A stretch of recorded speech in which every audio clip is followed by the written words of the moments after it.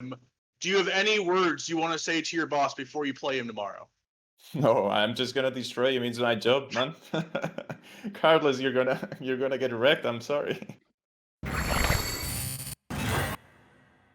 Hey guys, Tyler Erzberger here with ESPN Esports with another exclusive Valorant interview. Today, we are joined by the first member of the G2 Esports Valorant team, Mixwell. Man, you had a crazy like viral like social media storm. Carlos posting, Red Bull athletes, welcoming you to the team. How does it feel to officially be on the G2 Valorant team? I mean, it feels amazing, man. It feels amazing. G2 is insane in terms of that. What you said, they have so many followers and people that are really hyped. And I think it's a perfect fit for me because my fans are G2 fans as well. Mm. So I could have chosen. You saw it on the announcement that a lot of teams were like chasing me, Mm. and I chose G2 because of that, because of their competitiveness and because of the way they handle everything.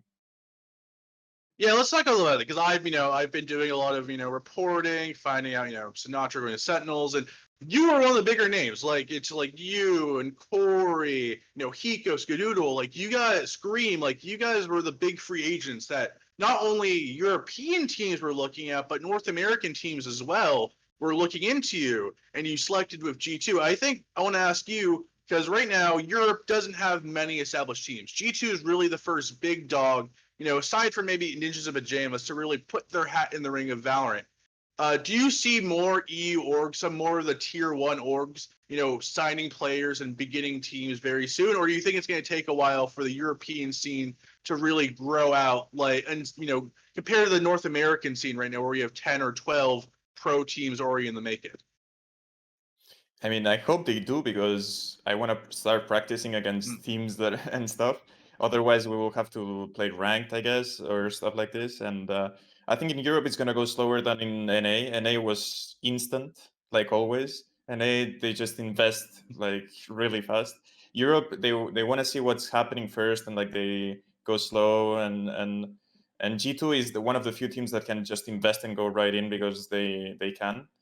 I want Europe to be like the best region, like in CS:GO. Like I want that again, and I think we have great players, and T1 players might switch to Valorant. I don't know.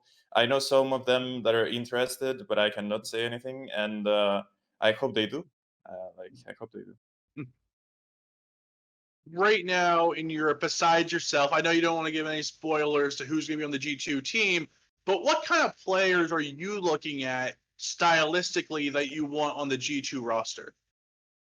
I want open-minded people that are willing to learn everything and like be creative because in this there's no like the meta right now is everyone copying the best teams, and I don't want that. I want us to set how the meta will be.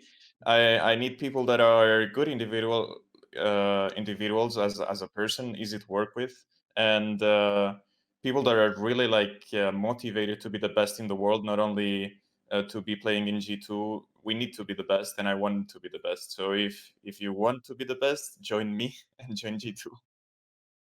I think one thing people don't realize early on in the Valorant scene, especially in Europe, is that a lot of the tournaments are just friends playing together. Like Prodigy, a lot of people see Prodigy as like, oh man, they're one of the top, three teams, maybe the best team in Europe, along with Fish123. But you guys are just a bunch of friends, right? Like it's not, you don't have like strict practice schedules. It's not like a team. It's a talent agency where you guys have like a rotating cast of players.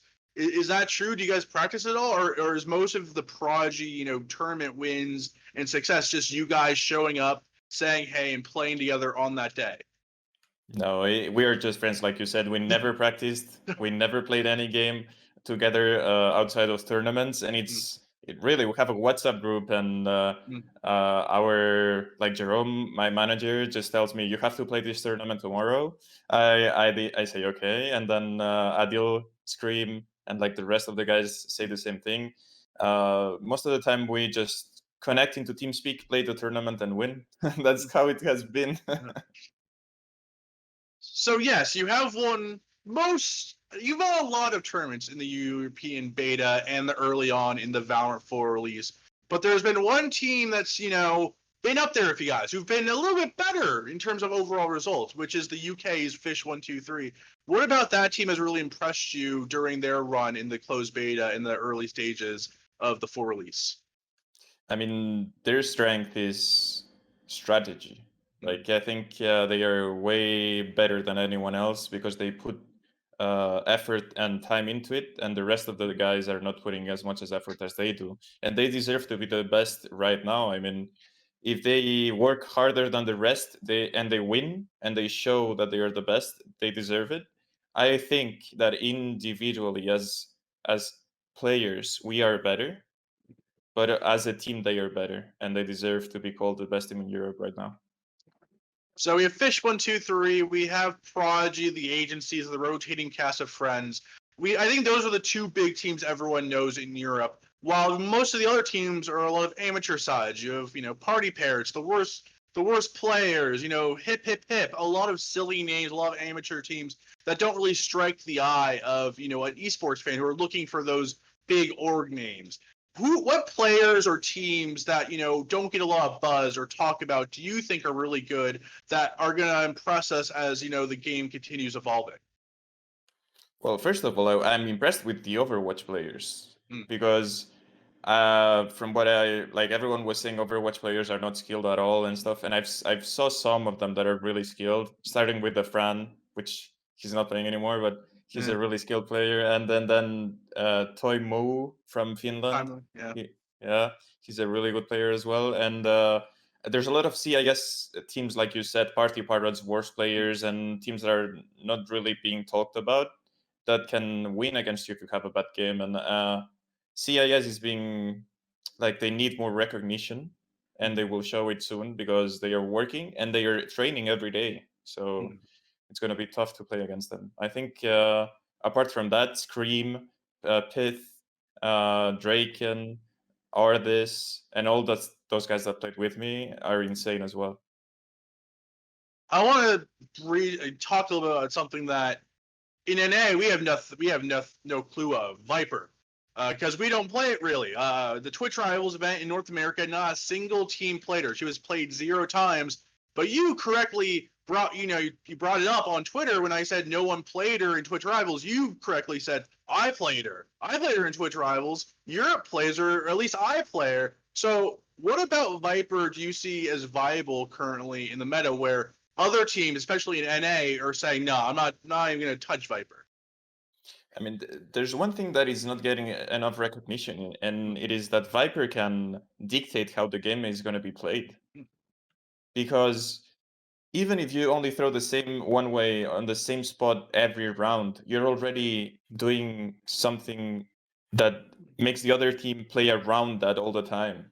And if you know how to exploit it, the other team is playing under your rules. You're not playing on their rules. And even if she's not that strong, if you know how to play and read the game because of what you're doing, you're basically making both teams play on what your moves are. And in my opinion, if if you have enough experience and the ability to read the game, that alone in a competitive match, that gives you so much power. That's what I think it's the best thing about Viper. So are you saying that because I think you can agree with me. We have not even seen the close to the ceiling of the strategical side of Valorant currently. I feel like we're not even close to the ceiling. We're not even maybe at the floor yet. Like teams are still learning how to crawl before we can run. So do you think that Viper in a more strategic, landscape where teams are thinking more on a 5-man team and more of a instead of let's just go crazy and go one-on-one duels, that she could be really scary again in a more regimented, cohesive game plan? Yeah, I think especially now, and I think she needs a buff. She needs a buff because her ult is bad, but the rest of the abilities I think are really good. And the good thing about her is that, like you said, now the game is being played around aim duels and the same strategies all the time, executing A with the same smokes and all that stuff is getting copied. and there's no one doing new stuff. So if you break that on their game, that's what I've been doing on every tournament. If I see how they play and I try to like break their game plan, they don't know what to do. They have no idea. Like they run like crazy stuff that doesn't work anymore, and then you, by defaulting and not doing anything, you start winning because they've never been under that situation because no one plays Viper. They feel like uncomfortable. You know what I mean? Like I don't know what to do anymore, and they start doing really dumb stuff, and you just win by default. Your teammates as well have a lot of freedom because they know what's going on, and you just keep calling and helping your team. And if you have good aim in this game, abilities matter, but if you shoot at the head, you're also insane. You don't need the most OP champion to be top fragging. You talked a little bit about her ult and how the ult needs to be buffed. What about her ult is so terrible, and how would you fix it if you could? Well, first of all, if you go into a site and imagine it's a 5v5 and you plant a bomb, you use the ult on site and it's damaging your teammates. So your teammates have to go out of the ult, and then if they play a Sova, they just need an arrow inside your ult and they can see. So it's a huge counter to Viper, and almost everyone plays Sova in competitive. So I don't think she needs a rework, completely a new ultimate or something that really changes her. Like you can move the ultimate from a spot to another spot or something, because it makes her so static, and attacking, I feel like she's useless with her ult. Like I almost never use the ult attacking if you watch my streams. Like it's really occasional when I have a 1v2 maybe, but not when my teammates are alive. It's really weird. I don't know how to play her yet, like attacking in a good way. One more meta question before we kind of go into our final section of this interview. Sage. Sage got nerfed again. Her wall, the wall radius has been halved.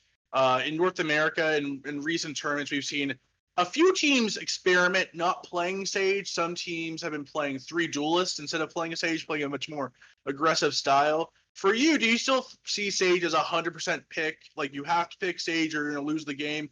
Or do you think there are compositions where you can, thrive without Sage in it? I think there's compositions where you can thrive without Sage, but I still think she's really good. But playing 3, like I know what the game you're talking about, because I saw it as well, where they played Phoenix, Jet, and Raze or something like that, and they were like going in on split, and the other team couldn't stop them. I think that's a way of playing that's really good as well. And if you have really skilled players, it can work. But it's a double-edged sword. Like it can go really well or it can go horrible. So I would do this if I was the team, okay? If I'm bad on split and I'm playing a really tactical team, I would do what they did. Because if you play in their game and you play Sage and tactical, you might lose because they are better than you in that aspect. So if you go with 3 aggressive agents and you try to outskill them and play a really fast-paced game, it might help you win a map where you're worse than them. All right, let's get to the last section of this interview. Big tournament tomorrow, the first ever, Riot Games Ignition event. G2 obviously has to go big. Carlos, he had to go big. He had to do the first one. Not only is he putting on the first one, not is he hosting it, he's playing in the first ever Ignition tournament, which you were also participating in. What are your thoughts going into tomorrow's tournament? It's a mixed teams. The captains had no clue who they're playing for until today. Your lineup just got announced. How confident are you going into this weekend's tournament? I'm really confident. I think I will win the tournament. I always think that. I never think that I will not win a tournament, and I have really good teammates because I played with them before, and it's gonna be fun. That's what I'm pretty sure.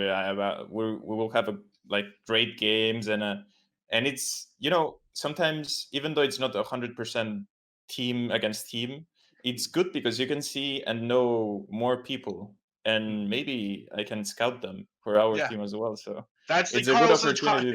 Exactly. That was Carlos's plan. He wanted this tournament for you to scout people. It's actually a genius plan by Carlos. Final question to you, the most serious question of all. You are in the same group as your new boss, Carlos. He has put himself in the tournament. You are in the same group as him. Do you have any words you want to say to your boss before you play him tomorrow? No, I'm just gonna destroy him. It's my job, man. Carlos, you're gonna get wrecked. I'm sorry.